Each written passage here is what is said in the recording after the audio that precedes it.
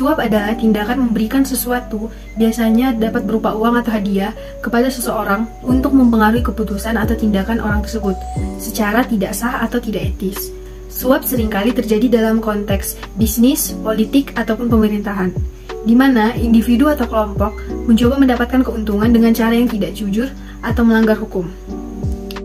Selanjutnya yaitu contoh kasus dari penyuapan. Contoh kasus dari penyuapan yang sering terjadi di Indonesia yaitu dalam suatu pelamar pekerjaan, di mana dalam suatu pelamar pekerjaan, si pelamar pekerjaan memberikan uang kepada HRD ataupun karyawan yang ada di dalam perusahaan tersebut, guna supaya dirinya sendiri diterima dalam suatu pekerjaan tersebut. Dari sini kita mengetahui, ketika kita melakukan hal tersebut, mungkin saja kita bisa merugikan perusahaan, di mana perusahaan tersebut mungkin saja bisa merekrut orang yang lebih ahli dalam bidang tersebut yang bisa menguntungkan perusahaan tersebut. Contoh yang kedua seperti seorang orang tua memberikan uang kepada guru, di mana supaya anaknya bisa mendapatkan ranking dalam sekolah.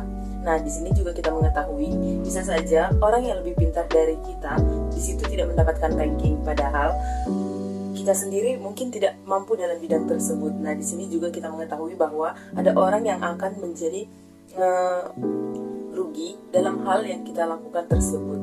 Nah, cara kita untuk mengatasi hal penyuapan tersebut yaitu kita harus bisa menghargai, menghormati, walaupun ekonomi orang tersebut kurang mampu. Untuk kesimpulannya, kita tidak boleh melakukan penyuapan karena penyuapan ini sangat merugikan orang lain dan hanya menguntungkan sepihak saja. Terima kasih. Nepotisme berasal dari kata nepos dan otis yang berarti keponakan atau cucu. Nepotisme merupakan suatu perilaku yang menunjukkan obsesi berlebih kepada keluarga atau kerabat dan cenderung hanya mengutamakan keluarga atau kerabat sendiri. Jadi, nepotisme merupakan suatu perilaku yang memberikan kesempatan dan keuntungan kepada keluarga atau kerabat tanpa mempertimbangkan kualifikasi atau kemampuan mereka secara objektif. Perilaku ini bersifat tidak adil dan dapat merugikan orang lain yang berhak mendapatkan kesempatan yang sama. Nepotisme adalah bentuk pilih kasih terhadap anggota keluarga atau teman dekat atau teman kerja yang dapat berujung pada perlakuan tidak adil dan praktik demokratis. Berikut adalah contoh studi kasus nepotisme.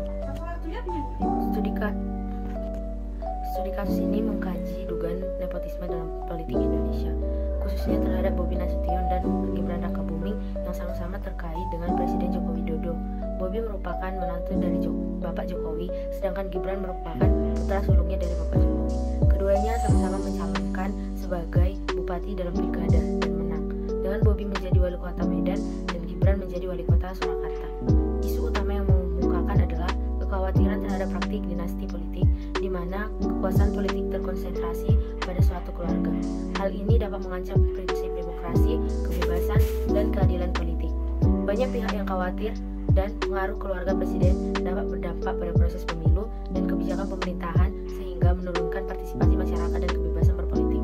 Meskipun pencalonan Bobi dan Gibran tidak melanggar aturan hukum karena mereka mengikuti proses pemilu yang benar, banyak orang yang memandang hal ini sebagai masalah etika karena mengurangi kesempatan bagi orang lain untuk berpartisipasi dalam kepemimpinan politik dan menimbulkan persepsi bahwa mereka mengeksploitasi ikatan keluarga dengan presiden. Kesimpulannya adalah, meski tidak ada pelanggaran hukum, pencalonan Bobi dan Gibran menimbulkan kontroversi terkait etika politik dan juga menimbulkan dinasti politik yang dapat berdampak buruk pada masyarakat terhadap proses demokrasi.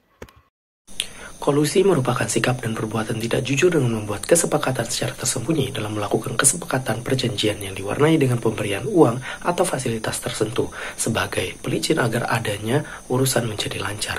Di Indonesia, kolusi paling sering terjadi dalam proyek pengadaan barang dan jasa tertentu, umumnya dilakukan pemerintah. Ciri-ciri kolusi jenis ini adalah pemberian uang pelicin dari perusahaan tertentu kepada oknum pejabat atau pegawai pemerintahan agar perusahaan dapat memenangkan tender pengadaan barang dan jasa tertentu, penggunaan broker, perantara dalam pengadaan barang dan jasa